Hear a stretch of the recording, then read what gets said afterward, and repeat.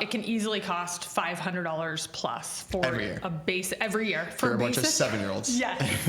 Yes.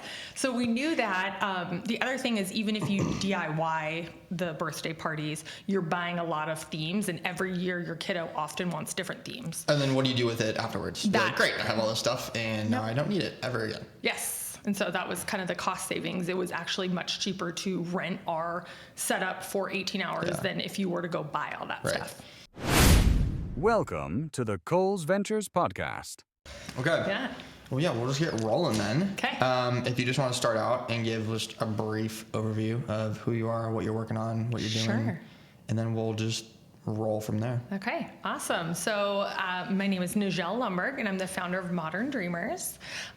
What began as a sleepover rental company here in Spokane in the height of the pandemic, 2021, has morphed and pivoted. I currently have a product for sale on Amazon, and am in the middle of developing a phone experience, which I'm calling the Dreamline, which is kind of a mix of voice AI and goal science, and something that's a little bit more applicable to all kids all over. Okay, so started during COVID. Yes. So how does that work? Because the original idea was you would go over to people's houses or event venues or whatever, set up the tents for birthday parties, other parties, whatever. Yes. They would have the tents for X amount of time, and you come up and clean it out. So how was that working when people weren't coming together for parties? Yeah, so the company literally was built during the pandemic, so we knew that kind of social distancing was there. I think being a mom myself, I started this company with another mom, so we knew what families were paying for birthday parties. We knew what options were available, and obviously during that time what wasn't available, and kind of stumbled across this idea of this luxury sleepover experience, something that could be easy for parents, but fun and different with different themes. We created the tents originally. There was nothing that we could buy, so we actually built them. Okay. So we borrowed someone's shop, and we learned to use a circular saw and a drill press. Nice. Yep. And in the era of YouTube videos teaching you everything, we learned to sew. And immediately it took off. So we started with 4 themes, and within 6 months grew to about 15 themes. Wow. So parents loved the ease of it. Okay. So it was about an 18-hour rental. We would show up, set it all up, and then return the next day and clean it all up.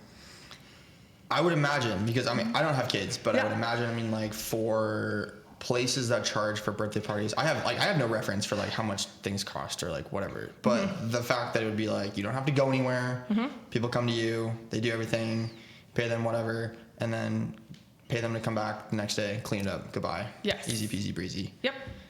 Probably was a huge draw to people, I'm sure. Definitely. So it can easily cost $500 plus for every year for a bunch of 7-year-olds. Yes. Yes. So we knew that. The other thing is, even if you DIY the birthday parties, you're buying a lot of themes, and every year your kiddo often wants different themes. And then what do you do with it afterwards? You're like, great, I have all this stuff, and now I don't need it ever again. Yes. And so that was kind of the cost savings. It was actually much cheaper to rent our setup for 18 hours than if you were to go buy all that stuff. So then you had the physical tent aspect, but then that was also coupled along with at the time, not the Dreamline, but the dream aspect of, you wrote it, is it this? Yes. I brought a visual. Perfect. So this was called the Dream Capsule. And from our very first party, we included it. And at the beginning, it started as kind of a marketing tool, but a way that we could set out to make birthday parties both entertaining but also inspiring. That idea that it was a moment in a child's life where they were surrounded by their closest friends, family members. So why can't we instill a tradition of goal setting early on? And so it was a huge hit. So families loved it. It included a prompt to write down their goals, little pencils, and then that's fairy lights inside there.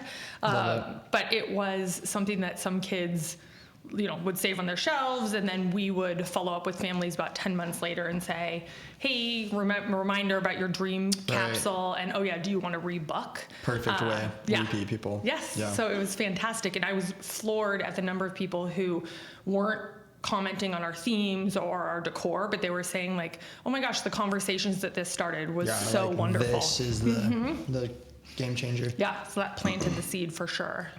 And why do you think that this piece resonated so well with parents and also kids? Sure. I think kids are already doing it. So they're blowing out their candles, they're making a wish, and they're keeping it secret often because they're taught at a young age that if you say it out loud that it won't come true. Right. So I think traditionally speaking, kids are already doing it. And this was just kind of a fun extension of, hey, let's take that wish, let's write it down. It was definitely based on the statistic that you're 42% more likely to achieve a goal when it's written down or when it's said out loud. So interesting. Why is that? Do you know the background on that at all? That's like so weird to me. It's like just by doing that one thing that could change your whole outcome of your life, basically. So I don't have like the stats on the background, but I know when I came across that statistic, it instantly spoke to me. It was like, oh my gosh, if we can be almost twice as likely to achieve a goal that we set out to do simply by writing it down, simply by saying it out loud, like why are we not talking about this? Why are we not teaching our 6-year-old to say like, hey, and then you can say it out loud? And so I think that kind of like lit the fire under the mission of like, hey, Modern Dreamers is much more than just creating entertaining sleepovers or birthday parties. We want to also like have this be an inspiring experience. Yeah. And then when you were still doing the parties, which you still are kind of doing. Yes. No, I'm fully doing the rental parties and then the product that's online. And then I'm in the middle of developing the dream line. Doing all three of them. Yes. So when it was just the service-based part, you had some celebrity interest. Yes. Was that a big moment for you guys, or was that more of like, okay, like we must really have something because, you know, X party is interested in it? Yeah. Like what was the reaction to that? Yes, it was fun. It was a very interesting theme. So it was for Kim Kardashian's daughter, Northwest. And at the time, she was really into like movie special effects. And so she wanted a murder in the woods type theme. Crazy. Which was very different from like the unicorn theme and the like boho theme. That's really dark. Yeah. So like we splattered like fake blood on our tents. So you can make fake blood with corn syrup and sugar, by the way, because I had to learn that. And so it was fun. It was a creative way. We've always done custom themes, so that was a custom theme. Like for each party, you'd be like, do you want a custom? So clients can actually pay extra. So we have standard themes. That's a lot of work. Yeah. Oh, and it costs like almost double. Okay. So yes, it is a lot more work. So we have currently 25 standard themes, and you can pick one of those themes, or if you wanted to do a custom theme, I will do it, but it costs more because it takes a good month of work. Yeah, exactly. Yeah. Okay. So it was a great validation of the aesthetic, of the quality of product that we were creating at the time. Kim Kardashian posted on her Instagram, and I remember it was like 1 million likes, and we were like, okay, great, this is gonna be so great for our business. No, I mean, we got a few views. I mean, we got some people viewing, but when you had to be in Spokane, so like from actually because at this point, our bottom line, you guys weren't doing national stuff yet. Yes. Okay. So I think it planted the seed that like, hey, this service-based product, this service-based company is really good, and we had strong quality, but we needed a larger market. Right. And I think it was around the same time that in Spokane, we were realizing, okay, from a volume standpoint, we had employees doing it, we had a storage unit, but we kind of calculated the numbers, and it was going to be very hard to hit the goal revenue that we were looking for. Yeah. So I think the Kim Kardashian experience helped us to say, is it franchising? Is it some sort of, we teach others how to do this model and they do it for themselves in other cities? So we kind of like explored several avenues. And at the time, there was no like set kit that you could buy online. There were some cheap kind of Oriental trading versions, but there was not a high level or luxury looking direct-to-consumer product. And so that's really what started us down the path of creating the Modern Kit, which is our product that's currently on Amazon. Gotcha. So I think that helped plant the seed. I wish it would have probably led to more sales. It just, unless you were in Spokane, it didn't do as much like for our bottom line. Yeah, that totally makes sense. And that, I mean, great way to know that that's kind of the next step is like, hey, we have all this interest. This would be great if feasibly we could do that, but we just, not the right timing. Which is true for a lot of startups. Definitely. I mean, going from that, having I mean, the tent going from the service to now selling it on its own. I mean, how important was storytelling and like telling your story? And at the time, your co-founder's story, Absolutely. important to like to the business's growth and success? Yeah, I think storytelling is one of the most important things. Yeah. And I think I'm just even more recently learning that, because now I have 5 years of experience from when I started the company to now.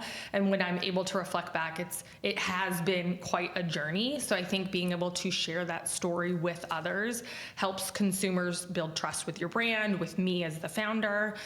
It helps them to see, okay, well, why did she pivot from a rental company to this direct to consumer product? And like, what are her end goals with this dream line?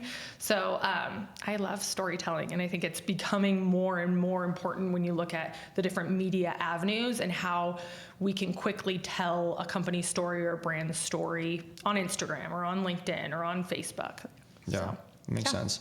So, I mean, I kind of just alluded to it, but you did start out. So it was you and then your co-founder at the time. It was no crash out, no Elon Musk, Sam Altman story. It was just like, time to separate. But how was that going from kind of you and your co-founder working on it together, and then now just you as kind of the head and solo founder? Like, what's the difference between, how do you approach that as someone who's kind of done both and is currently doing it? I mean, what pros and cons? I mean, what would you advise? How did that kind of change, emotionally, but then how you thought about it strategically for the business and just all of that? Yeah. I loved having a co-founder. So I am an external processor. So my husband would be like, "You're talking a lot." I'm like, "I know, I just want to get it out there. Like, let's talk through." Because I think the number one thing that my old founder and I could do is we could come together and we could critique something and we could together create an even better product. Yeah. And I think that felt very powerful when we were together, and that's something that I loved.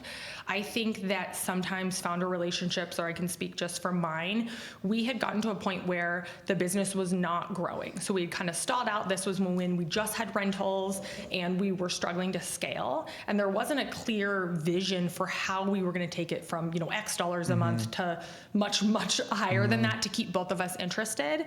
And so once we hit that first initial wall or roadblock, her and I together looked at a few avenues, but it became clear that I was probably a little more invested in, okay, if we could get a direct-to-consumer product, then I think we could get out our mission. And if we could get out our mission, then we could really change kids' lives in the goal-setting realm. And I think she respected that and saw that, but because there was no clear path, I think she was like, I just can't risk going on this journey. Yeah. And I think I was at a place in my own family life where I would have rather tried to see it through and failed than to have given up on something. And really, there was a period of time we actually were about to sell the company. So we had an employee at the time. She was wonderful, and she was going to buy the rental company. And so we did due diligence for a number of weeks, and like the day before it was going to transition, she got cold feet. So we'd stopped taking bookings. All of a sudden, this is a common story though, right? And so we thought we would sell the inventory, the company. And at the time I was like, okay, great. You take over the rental side. I'm going to still work on this idea of this direct to consumer product. What I've seen, I can't unsee. But then ultimately, when the business didn't sell, I think my co-founder was like, hey, I'm just not in it the way that I was. And I said, I've got to try this out. And there was like a period of a couple weeks where, without fail, every morning, like 3 a.m, I'd wake up and I'm like, if I could figure out this problem, I know I can get here, and I just had to figure it out. So I think it was a little bit of delusion, a little bit, maybe I'm like a little more risk. I was like no, I want to risk this. I want to try this out. And so then going forward myself, I think it has felt very empowering. I think I wasn't sure I could do it on my own. I think the confidence that I gained by taking on something and then actually creating the product, I think has been really rewarding. I was definitely unsure that I could do it. I have no product engineering background. I taught myself everything. I sketched the pop-up tent design on a napkin, and then taught myself how to get it manufactured, how to get it kid tested. And I think it was a journey. I mean, it took way longer with way more setbacks than I ever could have imagined. But the confidence of building that is why I feel so confident about this next venture that I'm going into, which is more of a technology enabled product. And I think had I not experienced the like highs and lows and roller coaster of creating a physical product and then launching it on Amazon, I wouldn't have the clarity or the confidence to do this next step. Yeah. Great segue, because that's exactly what we're going to talk about. So you went from the tents, wooden, was it wooden sticks? They were wooden, kind of your A-frame dowels. Went from that got to them from Home Depot. The direct-to-consumer pop-up tent. And now we're on no product, but no physical hardware. Correct. Software only. Where did that come from? Why are we pivoting towards that? What does that look like going forward? Yes, absolutely. So the Dream line is a phone experience where a child calls in on their birthday and they say their goal or their wish out loud. That wish is then recorded, it's celebrated, it's revisited throughout the year in an effort to help that child learn the skills to create what I hope is a lifetime of goal setting. I think it stems from wanting children to have more confidence, more grit and discipline. I think when you say a goal out loud or when you write a goal down, you can sometimes fail, and there's a lot to be learned and to teach our children in setting a goal and trying to achieve it, but then not quite getting there, but still gaining that confidence. And I think now more than ever with online platforms and everything that's going on with our kids, teaching them that foundation of a toolkit to succeed is really important. So with the Dream line, it kind of goes back to a conversation that I actually had in August with Tom Simpson. And so I'm pitching my tent. I'm super excited to meet with him. And I start talking to him about the Dream capsule. And then within the tents, I also manufactured a little keychain that is called the Dream Keeper. So like a minimal version of this. I actually took like a lip gloss container and like actually had it fully manufactured where it's the same idea as this, but in an individual keychain. So I'm talking to Tom about that, and I'm talking to him about the tent, and we end this meeting, and Tom's like, okay, so what's the most important thing to you, like your tent or this mission? And without hesitation, it's the mission. Like I knew that I wanted to create this tent product because of the mission that was underneath it. And so I think when he said that, it planted this seed of, okay, how could I figure this out? And I had no clue how. I knew what I didn't want it to be. So I didn't want to create another app because I, as a parent, as a consumer myself, I have to really want to download something if I'm going to do an app. So I didn't want it to be an app. I didn't want it to be something that was more screen time, that kind of thing for our kids. And so I knew all these things that I didn't want it to be. But I had no clue to how to scale a keychain with a written down goal and like how to scale that to millions. No idea. And so a couple months ago, I'm at a supper club with some mom friends, and they start talking about the tin can, which is the new phone. And I'm thinking, well, that seems easy. I mean, what if a kiddo could call in a phone number and it would provide this prompt, and the child then could record their dream for the year. It could mix with AI, and then the parent could be coached and provided support throughout the entire year to continue following up with that child. So that was kind of the initial spark. And then I've had a lot of fun. I feel like one of the things that motivates me is when I feel like I can't do something, I'm like, oh, I'm going to figure this out. Like I can do this. And so that's sort of how it's felt with like coding and that. So I've been coming into Fuel, and I'm like so excited because I'm like, okay, I can teach myself how to do this, and you'll have to give it a call. It works. 1-844-WISH day, and you can record it. And yeah, you're going to get an email. That's pretty wild because obviously, I mean, our desks are somewhat close. And so I remember we were talking about this, I don't know, maybe a month ago. Yes. And you're like, yeah, this is kind of like what I'm thinking. Like, I don't know how it's going to work yet. And yeah, literally a month later, and I can like ring it up, and it works. Fully works. Crazy. I mean, like, crazy. It's very cool what's happening with technology, and it feels like it's like that click or that aha moment of like, this has always been maybe what I've been preparing for, and not, there's been several missteps or mistakes or things where it's like, oh, I've pivoted and then and I'm just like, okay, maybe this is exactly where it was supposed to be to do it. So I'm still fleshing some of it out. It's definitely still in the demo phase, but I think if I can mix the same magic of, Disney into a voice prompt, and then support parents to coach and walk alongside their child in that goal all year long, then like I envision a life of tradition where every single birthday a child is like, I can't wait to record my dream for the year or my goal, and it becomes something really powerful. Yeah, I love that. What's been the reaction, as a parent yourself, of other parents saying, hey, this is a number, they're going to record it to this AI robot thing, and then you're going to get a summary from said robot. What's that? How do you balance that versus the authenticity and creativity that comes with goal setting and dreams and all that from a kid's perspective? Yeah. Well, I think that's like, I am the moat because I am the consumer. Having 4 young kids myself, that's absolutely a concern, and it's a very valid concern. I think we don't even know what the next 5 years is going to look like with AI. So I think building consumer trust with my brand. So I'm a mom too. I'm figuring this out. I'm never going to do anything that would jeopardize kids' safety or be harmful in any way. So I think making sure there are protections in place as I'm developing it. I think reaching out for support as I need it once I'm going along with building the software.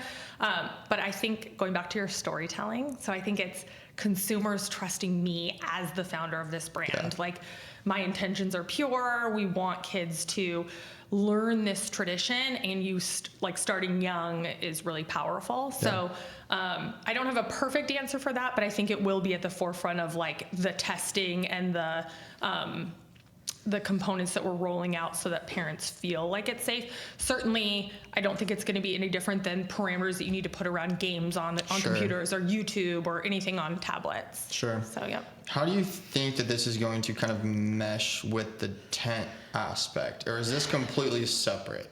It's a really good question. I don't have a perfect answer. It does not need to be with the tent experience. I think the tent experience has always been an entertaining way to, you're celebrating your child it's like an idea or an option for a birthday. I think the Dreamline has a much broader application where it's every single child on their birthday gets to call in and they get to leave their dream or their wish for the year. So I'm not exactly sure. I can tell you that my tent product and my rental company are funding it. So I am bootstrapping it. So I take the money I make in my rental company, I take the money I make selling product, and that is what is funding me to explore the Dreamline and to build it. So I don't have a perfect answer like, okay, in 5 years, they could absolutely be standalone, but I also think the Dreamline could pair really well with a product. For sure. So I think learning, okay, what does that look like to be a brand that also as a consumer product, maybe it's a giftable feature that has the phone number on it or some version thereof. So I don't exactly know, but I know they are there for a reason, and creating a physical product, the challenges I ran into, the safety features I had to have on that physical product, all like, I can't tell you how close it's like very similar to creating this Dreamline, right? All the stuff that you're thinking about, how does it feel? What emotions are you eliciting with this call, and then the follow-up email, and the user's experience feels very similar to creating the product. Yeah. That makes sense. Building this in Spokane, kind of a second, third tier city. What are your thoughts on building somewhere that's not San Francisco, LA, Seattle, New York, Boston, Austin? Yes. Whatever. Pros, cons, advantages, disadvantages. I think know your weaknesses. So yes, we are not any of those cities that you just listed, but for other reasons, we're pretty great. From a standpoint of the infrastructure, the people here, I think that we aren't far from a lot of those places. When I think about being on the West Coast time, I'm like, okay, getting to Seattle or getting to San Francisco. I think technology allows for some very easy ways to communicate. So like, I wouldn't hesitate to have a founder, like a partner that I took on that wasn't in the Spokane area.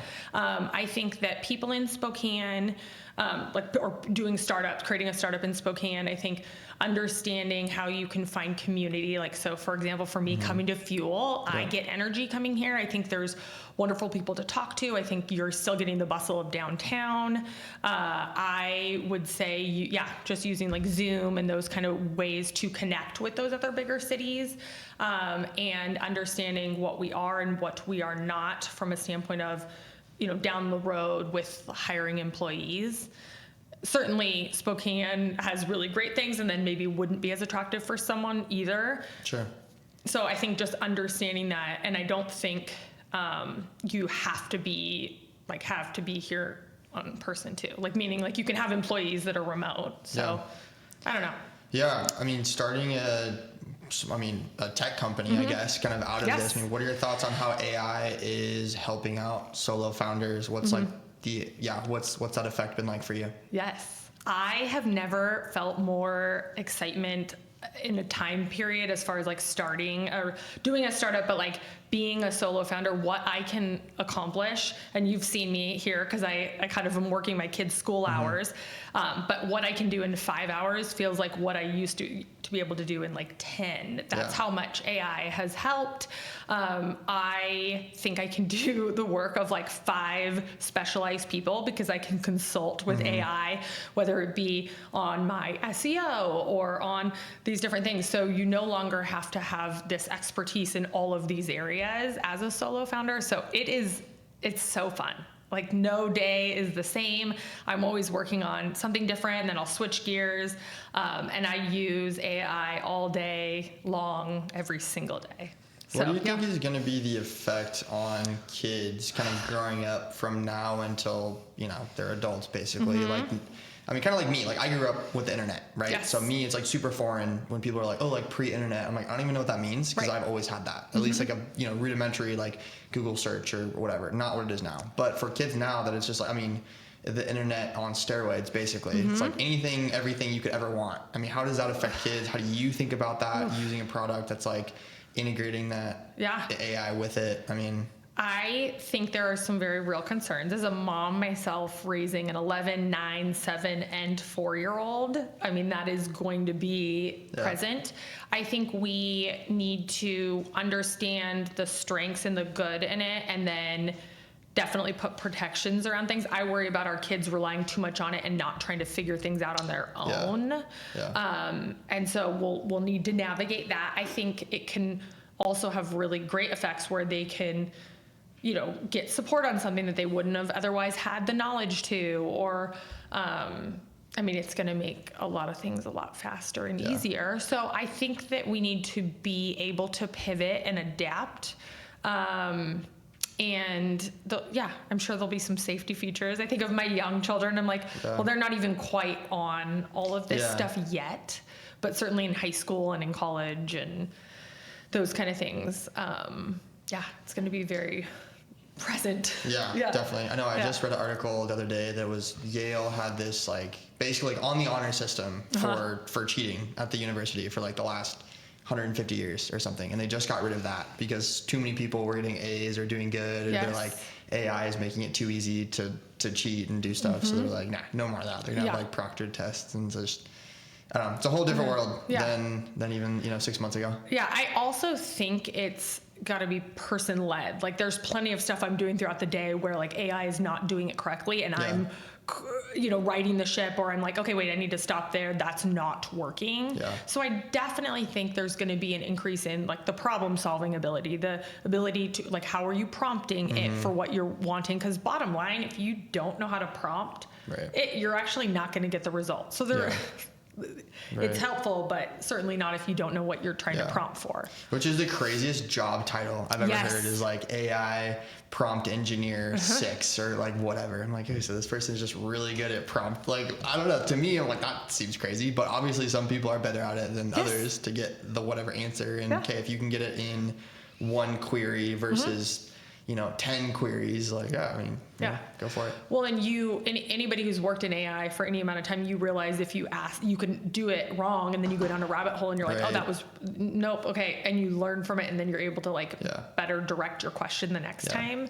So I think that our kids will need to get better at that. Figured out. As someone who's built a hardware company and then subsequently a software company. I mean, what are some of the things about hardware that people might not expect? What are the pitfalls there? Oh my gosh, returns of the physical product. And so you can create a really high quality product and you can try to prevent everything, but there is like bad people who will, say it wasn't working or didn't arrive in one condition just to get a return. So I think that's been a little bit eye-opening. This one's huge. The capital required to grow. Yeah. So I'm going to say it again. The capital required to grow. Physical products, it's been surprising as someone who is bootstrapping this business, the amount of capital needed to, you can be selling and you have this great product and it's like, well, that's really good news, but now I need double the money I started with because I need to do another order. Yeah. And I think that can feel really heavy at times. Yeah. So that's what feels harder with a physical product is you can map out or project out, okay, in 6 months I'm going to be doing this volume, but like, oh wait, I need this much more capital to get that volume. Yeah. Yeah. Mm-hmm. Yeah. I mean, it's a whole different world when people are, making something versus making something online or as a software company. I feel like it's completely different. Yeah. And the logistics and everything about it. Yeah. I guess why did you start this? I mean, going back to the very beginning, I mean, what was like, oh, I'm passionate about this. I want to pursue this as not only kind of my life goal, but as a company. I mean, what passion kind of brought that about? Sure. Good question. I loved the idea. So when I first started Modern Dreamers in 2021, I was a full-time stay-at-home mom. So at the time I had 3 young kids at home. We hadn't even had our 4th yet. And the idea that I could work really hard and be the one who benefits from working really hard, and I was in control of my own schedule, was really I was very attracted to that. I think that I'm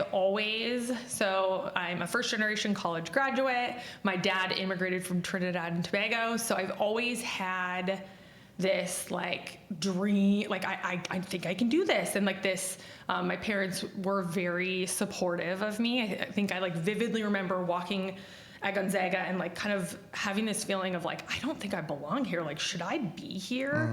Because I couldn't call my parents and say, hey, this, I'm struggling in this. What can I do? Right. That kind of thing. And it was my advisors, it was my faculty who saw something in me that I didn't even see in myself. And I think having that support, so getting through Gonzaga and then getting an MBA there, and then I actually pivoted. I was going to go to work for KPMG, and I was going to be an auditor, and I completed their summer internship program. And I had this moment of, I can't go to work for KPMG. I want to be the one who's having auditors come into my company. Yeah. And I knew if I started down a path of working for KPMG that the money would be so good that I could just never quit. And so, which is kind of a crazy pivot. I went into working for higher education and ended up being the director of residence life for Regis University, which is a Jesuit university in Denver, Colorado, and loved my experience there because I think it allowed for me to kind of pay it forward and give back to students, but then it was very much a revenue generating arm at the institution, which was my finance and accounting background. So I love my experience there. So kind of a long-winded answer to, why Modern Dreamers. I think that at the time I wanted to start this birthday celebration company. There was before our very first party, it was, okay, this party's amazing, but how can we also make it inspiring? How can we also instill this underlying mission that hey, what I know to be true is that if you write down your goals, you're more likely to achieve them. If you say them out loud and share them with family and friends, you're more likely to achieve them. And I think that kind of was interwoven. And I feel like a lot of it has been pivots. 5 years ago, when I was doing the rental service-based company, I didn't think, I'm going to have a product for sale on Amazon and I'm going to have a patent.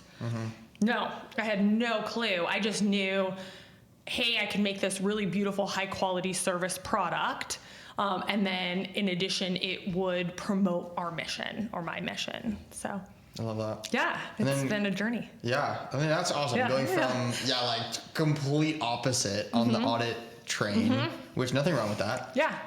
And then, now just kind of like trailblazing your way Yeah. through this. It's insane. Yeah. What impact do you want to have, or what impact do you hope kids have from starting this at a very young age, hopefully, kind of going through the years and doing this year after year? I mean, what's like the ideal situation that you're looking for? Yeah. So like my dream that I like haven't told anybody yet would be that Modern Dreamers, or the 1-844 Wish Day, creates a generational tradition. So just as known as it is that you blow out your candles and you make a birthday wish, my dream would be that you get to make this birthday call, and that everybody learns the power of like saying a goal out loud or recording it and following up with it. And I think there's just as much to be learned from failing to achieve that goal as there is to be learned from achieving the goal. And so that would be my big pie in the sky dream, is that it's like second nature, and like you hear a phone ring and a kiddo on their birthday is like, oh my God, I've been waiting all year to make the, to answer this call. And like that, I think, is really exciting. I love it. Yeah. Okay. To kind of wrap up, we have a couple rapid fire questions. Okay. To start off, I'm going to go favorite brand, considering that you're in the hardware space. Favorite brand. Yeah. So I am going to answer that with Disney. Okay. And the reason that I am going to answer that with Disney is because they have created an experience. Like, you go to Disney and it like automatically elicits this emotion, right? Like as an adult, as a child, I think you see Disney characters or things around Disney, and I think there is this enchanting and magical, uplifting emotion that they have created and harnessed and captured, both in like physical products, but also in their Disneyland or Disney World experience. So I love that brand for those reasons. Love it. Favorite or a consumer brand that you admire that nails the, I guess you kind of answered it, emotional connection. Yes. Yep, that would be my Disney. Okay. Biggest lesson so far of all the last 5 years. What's the one you're picking out of the hat? Okay, Blake, pivot fast. Don't be afraid to pivot. You cannot like die on your single idea. Okay. Yep. The most difficult aspect in the last 5 years. What's been the hardest? Endurance. I think having the ability to keep going when you hit like setback after setback, or when, sales aren't what you want, or you get a frustrating email. So by far it's been having the endurance to like get over a hump and keep going. Okay. Yep. Most underrated startup skill. Okay, you ready for this one?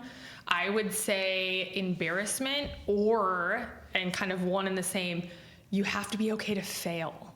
And I think as a high achieving, no one wants to look silly, or no one wants to start something and not get the dream outcome. And so I think when you start a startup, what are this statistic of failure? And I think that a lot of potentially really successful people probably don't do something because they're too afraid of failure. Yeah. So you need to be okay with it.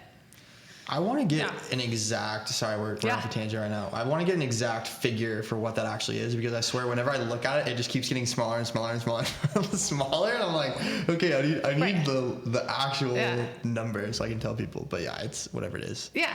It's small. I think you have to have it. I think you don't have to have all the confidence in the world, but you have to have the confidence to begin. Definitely. And I think, being okay at trying something and it not working and pivoting are huge. And it's sometimes easier said than done, because no one wants to set out and like work around the clock to try to do something and then fail at it. Right. Yeah. And the last one here, one dream that you have for Modern Dreamers. Yes. For the future. Yeah. So I mentioned it. It'd be that everybody, I guess young and old, at their birthdays would take the experience of blowing out your candles and making a wish into calling the dream line and getting to say your wish out loud, and then revisiting it, working toward it, and then establishing a tradition that lasts a lifetime. Love it. Yeah. Okay. As we kind of wrap this up, where can people find Modern Dreamers? Where can they reach out to you if they want to look up and know more about your company and you? Yes. So Instagram, Modern Dreamers Co. Website, moderndreamersco.com. LinkedIn.